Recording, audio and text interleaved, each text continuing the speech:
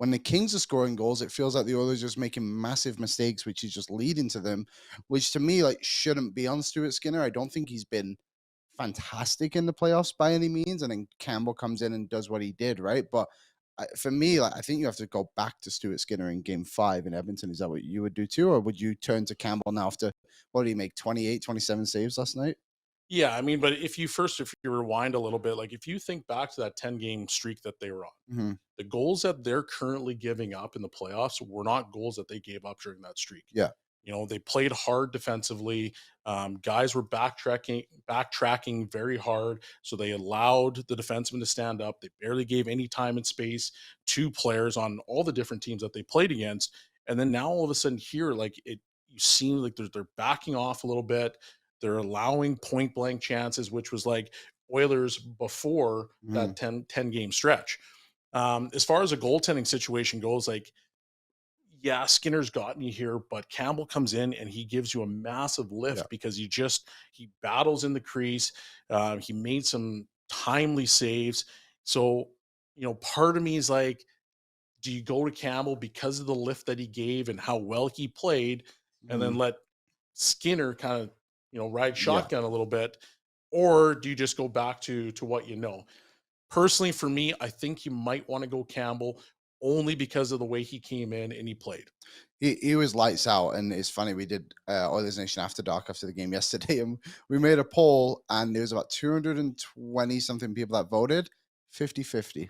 So good luck with that one, Jay Woodcroft. I hope that goes better for you than it did for us in that poll. Yeah. I just want to go back to Desharnais. Obviously, he got parked on the bench right after, but one thing that was interesting to see is he was obviously at fault for the Arvidsson goal. The Oilers get put on the penalty kill, gets right out there straight away. Jay Woodcroft trusts him, makes another mistake, and then that's what led to him.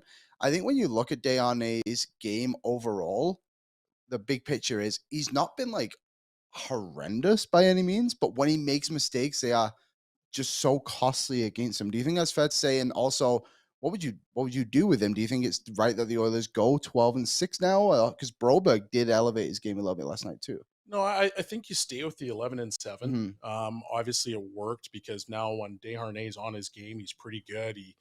He's very defensive. He gives the Oilers a little bit of that sandpaper that they've been missing. Hmm. Like, when Kane and Bukestad came, like, all of a sudden the Oilers team was different. So Yeah. you need that element in the playoffs, in particular in a series against the Kings. But at the same time, I think as a young defenseman, like he's still growing. He's not a finished product yet. Hmm. And I think you've just got to give him a little bit more confidence, let him continue to grow.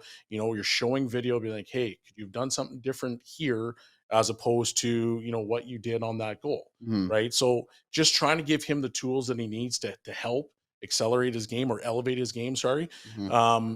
Those would be some of the things that I would do with DRNA, but I would go 11-7 in case that it went sideways Yeah. because you don't know what's going to happen with Broberg.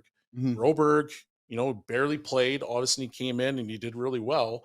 But what happens if he wasn't very good, Yeah, right? So now that's you're down true. to 5. So Mhm. if you have a 12-6 scenario and one of those young defensemen doesn't play the way that they should, well, Mhm. now you're down to 5 defensemen and you don't want to be in 5 defenseman territory against the Kings.